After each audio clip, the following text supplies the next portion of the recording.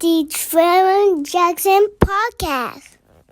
And sure enough, Kendrick then used the halftime show to defame Drizzy on the biggest rap stage possible. Beyond that now legendary performance, there is a sense that Jay did whatever he could to defend Kendrick's decision to basically just suggest that Drake isn't of hip-hop culture. This led to Michael Eric Dyson's showdown with his very good friend Jay-Z after the famed academic went off on Dot over his attempts to shift the narrative around Drizzy. Drake is being indicted by Kendrick Lamar, implicitly and explicitly, not like us. The song is the song, whatever you think about it. But the notion itself, big distinction, us versus them. And they're trying to de-black Drake, right? Oh, he's not really black because he grew up in Canada, I grew up in Compton. Bro, you're reducing blackness to Compton? Did you not know that black people fled America going to Canada to escape the iron tyranny of enslavement? And he ain't black. His daddy is black. He went to Memphis every summer. The Memphis Horns fill his music, the first albums Drake made. His grandmama babysat Aretha Franklin.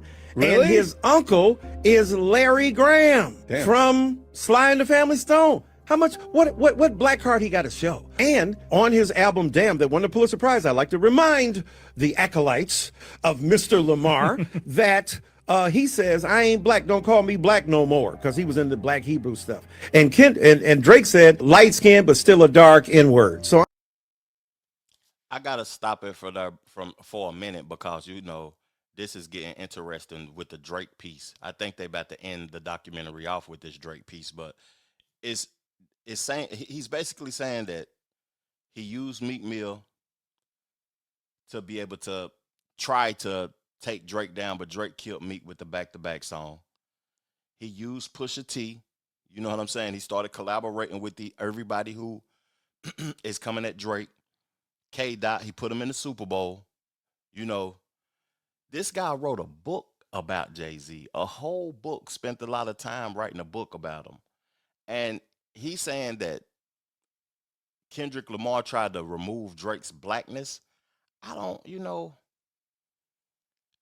know how much Drake internalizes his blackness. He doesn't speak about it much. I don't know if it's a good business thing for him to speak about it as much, but he prioritizes his Jewish side more than he does his black side. And I think that's noticeable to everybody. If anybody want to call in and educate me with y'all thoughts, let me know. This is getting interesting, though. Let me keep playing it.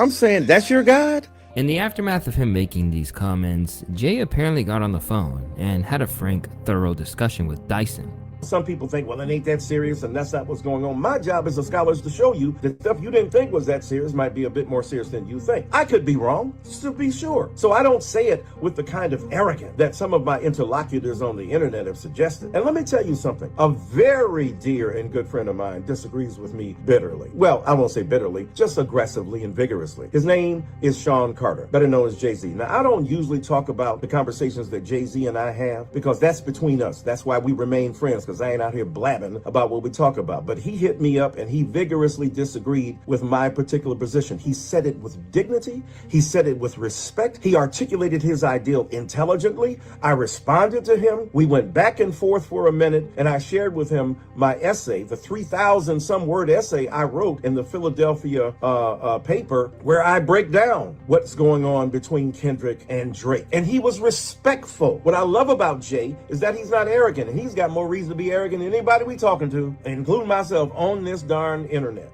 And in a testament to the power Sean Carter and Rock Nation has, it was just days before he backpedaled and apologized for even sharing that private discourse.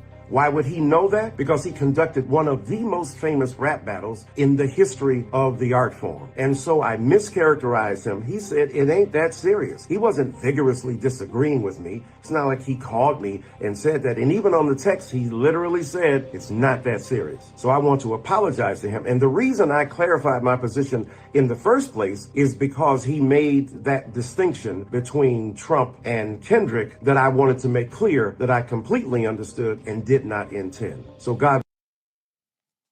I gotta say something about this because this is interesting that he would make a public apology to Jay-Z looking in the camera on the internet. That is it shows some sort of power.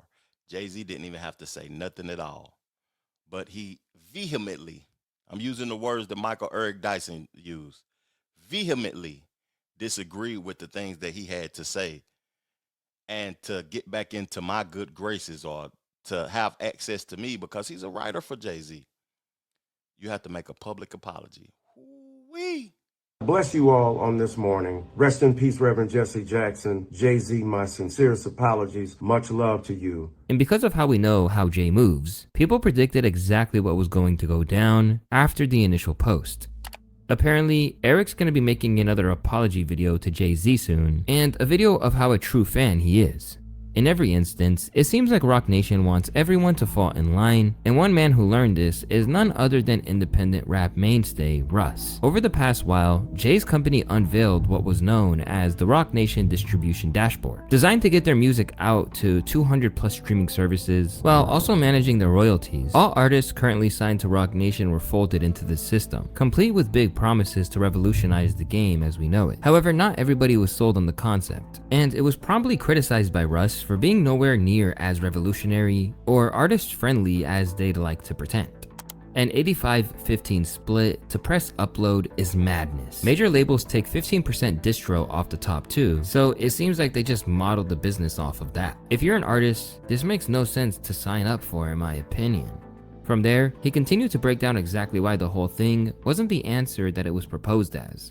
Major label distribution comes bundled with major label services, a team, radio, marketing, global offices, sales teams, editorial leverage, etc. Roc Nation Distro platform is a self-serve uploader with none of those services, and yet charging the same 15 major labels to do the economics doesn't make sense when the entire market norm is 0 to 10% and only charging percentage when they add services. Straight off the bat, not everyone agreed with him, with Simba suggesting it functioned as a scouting program more than your average distribution platform. But he broke down everything for me, and what he told me is this is not just a distribution service, it's a pool to find superstar, right? So what they're looking for is they hired a team. They have teams of people that's sitting there looking for whatever's gaining traction, right? They have a whole staff of people that they hired that's sitting there watching. This is getting views, this is getting views, this is increasing, this is increasing. Who's this artist? We should contact them. This is a 24/7 thing that they're doing. Russ is saying, I don't believe in that, right? In the same way Russ will say that's kind of like upselling people. Someone like Roc Nation could say, well, TuneCore is kind of doing a similar thing because you can upload music to TuneCore for like $20 or whatever it may be, but then they might tell you got to spend an extra $100 to get this campaign of it. Later, Russ essentially tried to downplay the issues, claiming that the reservations he had weren't as serious as they made it out to be. With Roc Nation, it wasn't a knock at Roc Nation or Jay-Z. It was just, look, this is a self-uploading distro service. That's it. And there's a million of these, and it's all the same shit. Yeah. You know what I mean? And there's places where you can do it and keep 100%. So why would you give 15? Yeah, but it's Roc Nation. It's like, what do you think? You're going to get a Jay-Z feature tomorrow? Like, are you fucking slow? What are you talking? You know, we seen earlier Michael Eric Dyson doing a public apology. Is this what he got Russ doing now? A public apology? I made a video when Roc Nation created their distribution platform, and I actually agreed with Russ. It's pointless. You know, what they ain't saying anything specific that they're doing if you upload your music to their platform that's going to help you evolve. The Reverend Jackson Podcast.